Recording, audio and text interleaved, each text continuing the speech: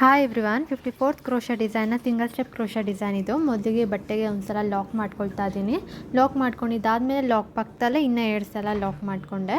Lock ಮಾಡ್ಕೊಂಡಿದ್ದಾದಮೇಲೆ ನಾನಿಲ್ಲಿ ದಾರನ ಸ್ವಲ್ಪ ಮೇಲ್ಗಡೆ ಮಾಡಿ ಕ್ರಿಸ್ಟಲ್ ಬೀಡನ್ನ ಇನ್ಸರ್ಟ್ ಮಾಡ್ಕೊಳ್ತಾ ಇದ್ದೀನಿ. ಕ್ರಿಸ್ಟಲ್ ಬೀಡ್ ಬದಲು ನಿಮ್ಗೆ ಬೇರೆ ಯಾವುದಾದ್ರೂ ಬೀಡ್ ಬೇಕು ಅಂದರೆ ಅದನ್ನು ಕೂಡ ನೀವು ಯೂಸ್ ಮಾಡ್ಕೋಬೋದು. ನಾನಿಲ್ಲಿ ಕ್ರಿಸ್ಟಲ್ ಬೀಡ್ ಯೂಸ್ ಮಾಡ್ತಾ ಇದ್ದೀನಿ. ಕ್ರಿಸ್ಟಲ್ ಬೀಡ್ ಇನ್ಸರ್ಟ್ ಮಾಡ್ಕೊಂಡಿದ್ದಾದಮೇಲೆ ಬೀಡ್ಗೆ ಒಂದು ಸಲ ಲಾಕ್ ಮಾಡಿ ಮತ್ತು ಬೀಡ್ ಎಲ್ಲಿಗೆ ಬರುತ್ತೆ ಅಂತ ನೋಡಿಕೊಂಡು ಬಟ್ಟೆಗೂ ಸಹ ಒಂದು ಸಲ ಲಾಕ್ ಮಾಡ್ಕೊಳ್ತೀನಿ.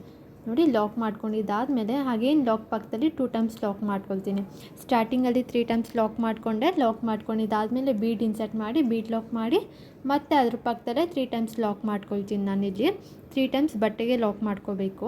ನೋಡಿ, 3 ಲಾಕ್ಸ್ ಆಯಿತು. ಮತ್ತು ಬೀಡ್ ಮಾಡಿ ಬೀಡ್ ಲಾಕ್ ಮಾಡಿ ಮತ್ತು ಬಟ್ಟೆಗೆ 3 ಟೈಮ್ಸ್ ಲಾಕ್ ಮಾಡಿದ್ದಾದಮೇಲೆ ನಾನಿಲ್ಲಿ 1 2 ಚೈನ್ಸ್ ಹಾಕ್ಕೊಂಡು ಸೂಜಿ ಮೇಲೆ ಒಂದು ಸಲ ದಾರ ತಗೊಂಡು ಸ್ಲ್ಯಾಂಟಿಂಗ್ ಆಗಿ ನೀಡಲ್ನ ಇಟ್ಕೋಬೇಕು. 3 to 4 ಚೈನ್ ಆದರೆ ಎಷ್ಟಲಿಗೆ ಬರುತ್ತೋ ಅದರೊಳಗಡೆಯಿಂದ ಬಟ್ಟೆ ಒಳಗಡೆಯಿಂದ ದಾರ ತರಬೇಕು. ಅಷ್ಟು ಗ್ಯಾಪ್ ಬಿಟ್ಟು ತಂದು ಒಂದು ಕಂಬ ಮಾಡ್ಕೊಬೇಕು. 2 ದಾರ ಒಂದು ಮಾಡಿ ಮತ್ತು 2 ದಾರ ಒಂದು ಮಾಡ್ಕೋಬೇಕು.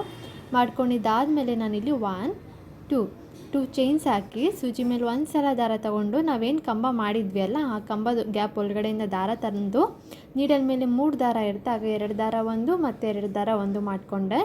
ಮತ್ತು ಸೂಜಿ ಮೇಲೆ ಒಂದು ಸಲ ದಾರ ತಗೊಂಡು ಸೇಮ್ ಕಂಬದ ಗ್ಯಾಪ್ ಒಳಗಡೆಯಿಂದ ದಾರ ತಂದು 2 ದಾರ ಒಂದು ಮತ್ತು 2 ದಾರ ಒಂದು ಮಾಡಿಕೊಂಡೆ. ಮತ್ತು ಕೂಡ ಇನ್ನೊಂದು ಕಂಬ ಮಾಡ್ಕೊಳ್ತೀನಿ. ಇದೇ ಥರ 8 ಕಂಬ ಮಾಡ್ಕೊತೀನಿ ಈ ಡಬಲ್ ಕ್ರೋಶೆಟ್ ಒಳಗಡೆ.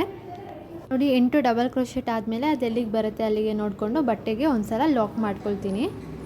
2 ಚೈನ್ಸ್ ಮಾಡಿಕೊಂಡು 8 ಡಬಲ್ ಕ್ರೋಶೆಟ್ ಮಾಡಿಕೊಂಡು ಡಬಲ್ ಕ್ರೋಶೆಟ್ ಎಲ್ಲಿಗೆ ಬರುತ್ತೆ ಕಂಪ್ಲೀಟ್ ಆದಮೇಲೆ ಅಲ್ಲಿಗೆ ಲಾಕ್ ಮಾಡ್ತೀನಿ. ಡಿಸೈನ್ ನೋಡಿ ಫ್ರೆಂಡ್ಸ್, ಈ ಥರ ಬರುತ್ತೆ. ನಿಮ್ಗೆ ಈ ಡಿಸೈನ್ನ ಫುಲ್ ವೀಡಿಯೋ ಬೇಕು ಅಂದರೆ ನಾನು ಯೂಟ್ಯೂಬ್ ಚಾನಲ್ನ ಸಬ್ಸ್ಕ್ರೈಬ್ ಆಗಿ ಇನ್ಸ್ಟಾ ಪೇಜ್ನ ಫಾಲೋ ಮಾಡೋದನ್ನ ಮರಿಬೇಡಿ. Thank you.